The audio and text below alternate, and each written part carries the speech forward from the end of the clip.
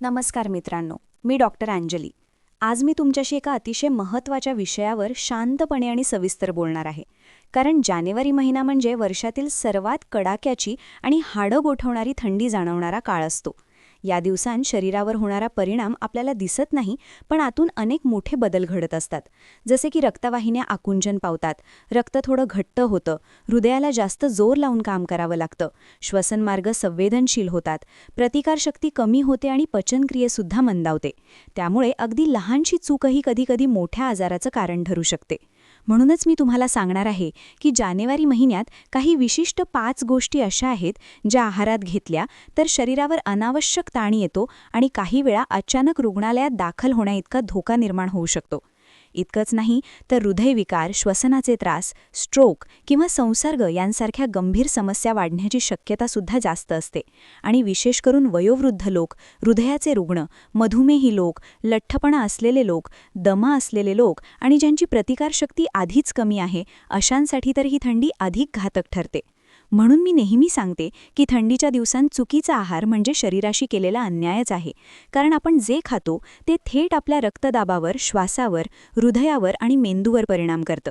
आणि हे परिणाम हळूहळू न होता काही वेळा अचानक तीव्र स्वरूपात समोर येतात. अनेक वेळा लोकांना वाटतं की एवढ्या थंडीमध्ये गरमागरम काहीतरी खाल्लं पाहिजे, म्हणून ते तेलकट, जड आणि मसालेदार पदार्थ जास्त प्रमाणात खातात. काही जणांना गोड पदार्थांचा मोह आवरता येत नाही, तर काही लोक थंड पेय किंवा कुल्फी, आईस्क्रीम देखील खातात, कारण त्यांना ते हार्मलेस वाटतं.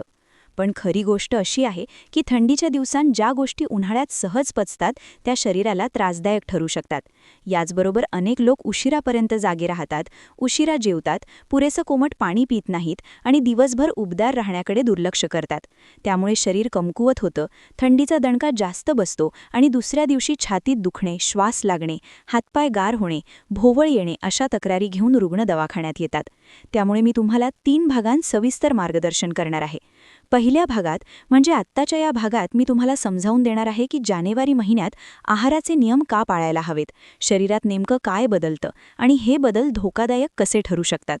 तुम्ही जरा शांतपणे डोळे मिटून विचार करा की तीव्र थंड वातावरणात हृदयाला जास्त जोर लावून रक्त शरीरभर पोचवावं लागतं. अशावेळी जर आपण जड, तेलकट, साखरयुक्त किंवा थंड पदार्थ खाल्ले तर पचन मंदावलेलं असताना शरीराला दुप्पट मेहनत करावी लागते, म्हणजे हृदयावर ताण दुप्पट होतो.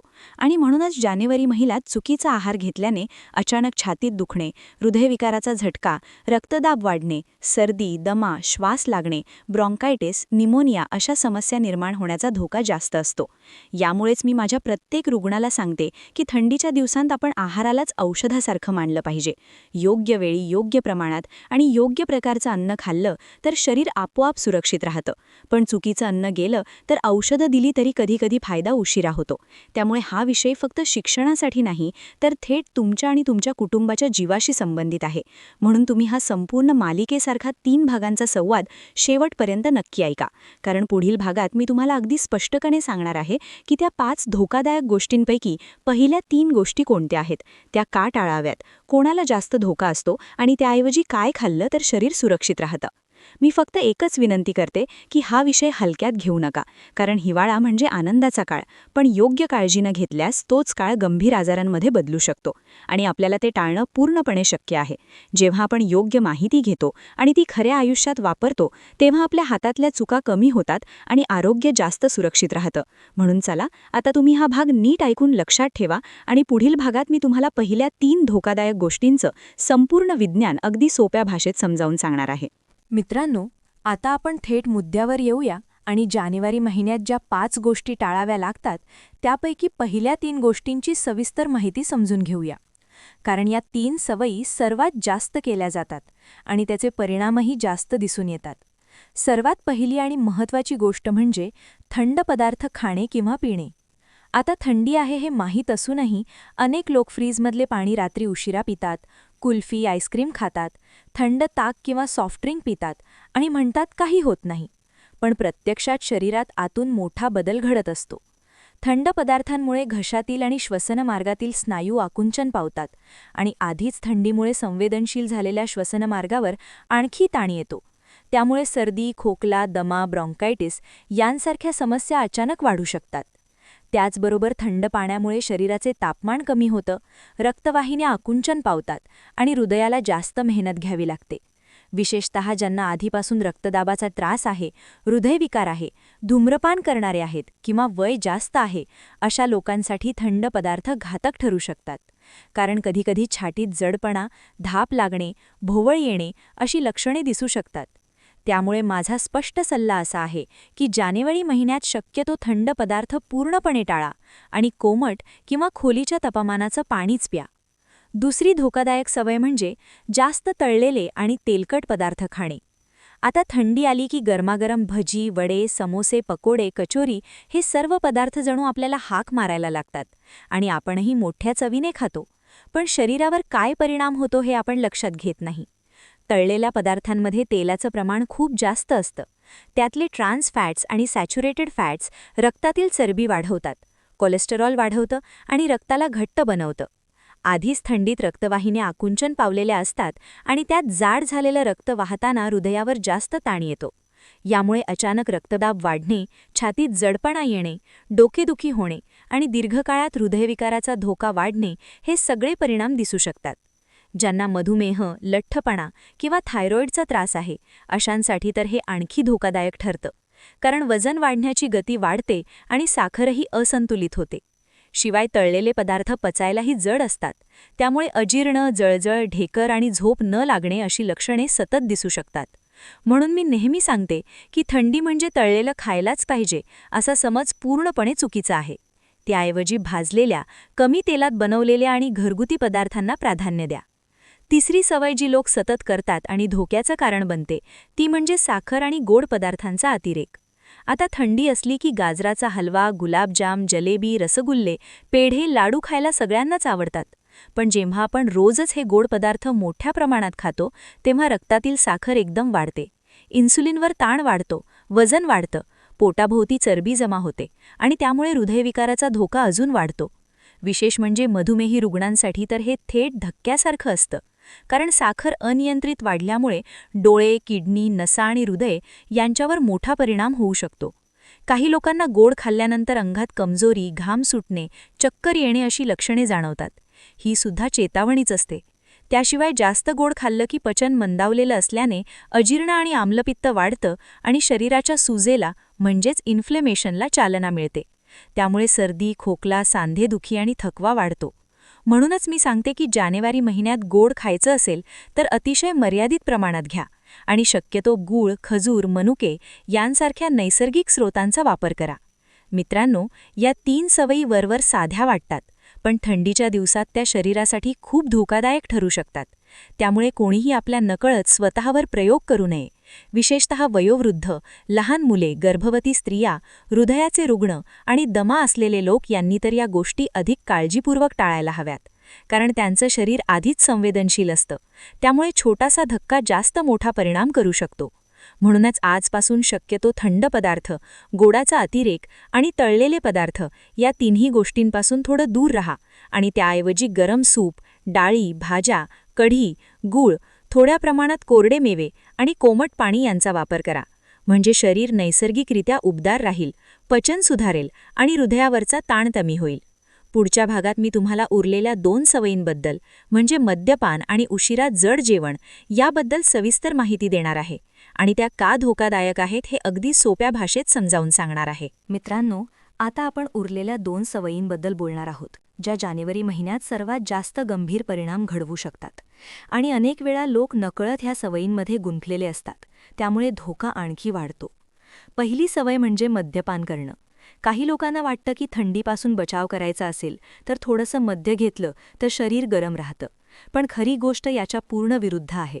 मद्य घेतलं की आपल्या मेंदूला चुकीचा सिग्नल मिळतो आणि शरीराला उष्णता जपून ठेवण्याऐवजी ती बाहेर सोडण्याचं काम अधिक करण्यास प्रवृत्त करतो. त्यामुळे शरीराचं तापमान हळूहळू खाली येऊ लागतं आणि हायपोथर्मिया म्हणजेच शरीर थंड होऊन धोकादायक स्थितीत जाण्याची शक्यता वाढते. त्याचबरोबर मद्यामुळे रक्तवाहिन्या अचानक प्रसरण पावतात, त्यामुळे काही वेळासाठी गरम वाटतं. पण नंतर हृदयावर आणि रक्तदाबावर अनियमित ताण येऊ लागतो. हृदयाचे ठोके वाढतात, रक्तदाब कधी वाढतो तर कधी अचानक खाली जातो. आणि अशावेळी ज्यांना आधीच हृदयाचा त्रास आहे, उच्च रक्तदाब आहे, मधुमेह आहे किंवा वय जास्त आहे, अशांसाठी ही परिस्थिती जीवघेणी ठरू शकते. त्यातच मद्य घेतल्यावर लोक जड आणि तेलकट पदार्थ खातात, उशिरापर्यंत जागे राहतात, पाणी कमी पितात आणि हाच संयोग शरीरासाठी सर्वात घातक ठरतो. अनेक वेळा अचानक छातीत दुखणे, श्वास घेण्यास त्रास होणे, अंगात कंप सुटणे, हातपाय बधीर होणे किंवा अचानक बेशुद्ध पडणे अशी लक्षणे दिसतात आणि अशावेळी रुग्णालयात तातडीने दाखल व्हावं लागतं. इतकंच नव्हे तर मद्यामुळे प्रतिकारशक्तीसुद्धा कमी होते. त्यामुळे सर्दी, खोकला, ब्रॉन्कायटिस, निमोनिया यांसारख्या संसर्गाचा धोका जानेवारी महिन्यात अधिक वाढतो. म्हणून माझा स्पष्ट आणि प्रेमळ सल्ला असा आहे की या महिन्यात शक्यतो मद्यपान पूर्णपणे टाळा आणि जर कोणी घेत असेल तर तेही आपल्या आरोग्याचा गंभीर विचार करून थांबवणं अत्यंत आवश्यक आहे. आता दुसरी सवय जी लोक खूप सामान्य समजतात पण तीव्र थंडीमध्ये अतिशय धोकादायक ठरते, ती म्हणजे उशिरा रात्री जड, तेलकट आणि मसालेदार जेवण करणं.